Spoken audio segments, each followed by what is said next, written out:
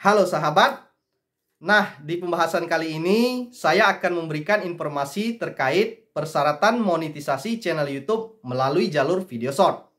Nah, berbeda dengan tahun-tahun sebelumnya, bahwasanya di tahun 2023 ini pihak YouTube telah memperbarui sistemnya dengan menetapkan dua pilihan untuk mencapai persyaratan monetisasi untuk melakukan pendaftaran program partner YouTube.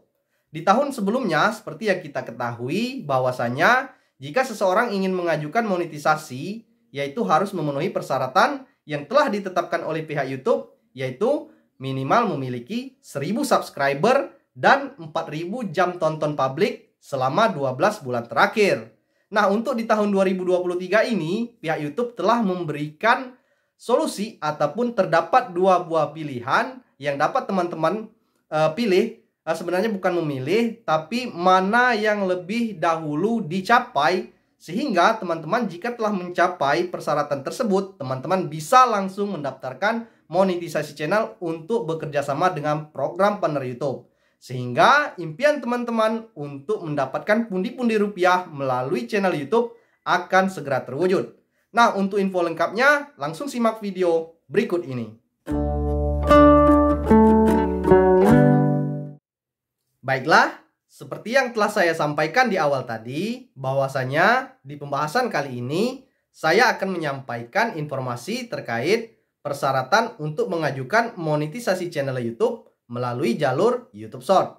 Nah, untuk persyaratan yang pertama yaitu masih sama seperti tahun sebelumnya. Yang pertama, teman-teman harus minimal mengumpulkan 1000 subscriber di channel YouTube teman-teman. Kemudian, untuk yang kedua, teman-teman harus memiliki 10 juta penayangan video short selama 90 hari ataupun 3 bulan terakhir. Misalnya, teman-teman memulai membuat video short yaitu di awal Januari 2023 ini, kemudian akan dihitung 3 bulan ke depan. Misalnya Januari, Februari, Maret. Nah, durasinya yaitu berarti sampai Maret. Jadi teman-teman itu per 31 ataupun 30 Maret harus mengumpulkan 10 juta penayangan. Jika teman-teman belum memenuhi persyaratan 10 juta penayangan publik untuk video short di bulan Maret nanti, maka untuk di Januarinya ini akan dihilangkan atau terpotong karena teman-teman tidak memenuhinya, sehingga akan dimajukan lagi di bulan April ataupun bulan berikutnya. Sehingga Januari akan hilang, maka yang dihitung yaitu awal Februari, Maret, dan April. Jadi di akhir April nanti baru dihitung lagi apakah sudah mencapai 10 juta penayangan atau belum. Dan begitu seterusnya. Nah, itu untuk 10 juta penayangan selama 90 hari terakhir. Kemudian, jika teman-teman itu telah mengumpulkan 1000 subscriber dan mencapai 10 juta penayangan video short selama 90 hari terakhir, maka langkah yang ketiga yaitu teman-teman harus mengaktifkan verifikasi 2 langkah di channel YouTube teman-teman. Tujuannya agar channel YouTube teman-teman itu tidak mudah diretas oleh orang lain yang tidak bertanggung jawab. Nah, khusus untuk mengaktifkan verifikasi 2 langkah, saat ini teman-teman bisa mengaktifkannya sekarang juga dengan cara mengklik tautan di atas ini untuk melihat tutorial tentang cara mengaktifkan verifikasi 2 langkah. Kemudian langkah yang keempat yaitu teman-teman harus mematuhi pedoman komunitas YouTube. Seperti apa?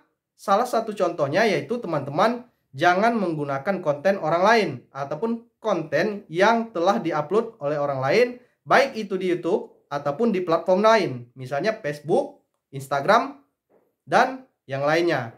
Jangan teman-teman coba untuk mengambil video orang lain kemudian teman-teman upload di channel YouTube teman-teman. Karena nantinya akan sia-sia. Otomatis nanti pasti akan terdeteksi oleh pihak YouTube bahwa konten yang teman-teman upload itu adalah konten yang digunakan ulang. Jadi paham, teman-teman usahakan membuat konten yang asli ataupun buatan teman-teman sendiri. Jangan menggunakan konten orang lain. Begitu juga untuk background ataupun musik yang teman-teman gunakan di video short teman-teman. Jangan menggunakan background ataupun musik sembarangan. Karena bisa terdapat klaim hak cipta pada musik ataupun background yang teman-teman gunakan di video YouTube teman-teman. Tapi gunakanlah background ataupun musik yang bebas klaim hak cipta yang mana telah disediakan oleh pihak YouTube di audio YouTube Library, yaitu melalui YouTube Studio versi web. Di situ teman-teman dapat memilih dan mencari background yang sesuai dengan yang teman-teman inginkan. Atau teman-teman klik tautan di atas ini untuk mengklik ataupun melihat cara bagaimana mendownload audio ataupun musik yang bebas klaim hak cipta. Baiklah, itu untuk pedoman komunitas. Sebenarnya masih banyak lagi pedoman komunitas yang harus teman-teman patuhi. Seperti halnya, jangan membuat konten yang mengandung kekerasan, konten seksual, dan lain sebagainya yang merugikan orang lain. Tapi buatlah konten ataupun video yang bermanfaat ataupun yang bersifat menghibur. Sehingga teman-teman akan lebih aman dan video teman-teman juga akan mendapatkan penonton yang banyak. Sehingga pada saat mengajukan monetisasi akan lebih mudah disetujui oleh pihak YouTube.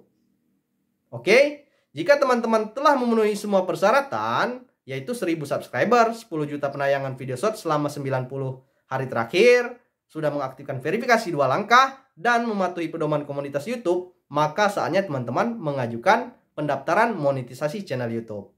Baiklah, itulah saja untuk informasi kali ini. Semoga info ini bermanfaat. Semoga sukses untuk teman-teman semua. Terima kasih sudah menonton. Dah, sampai jumpa.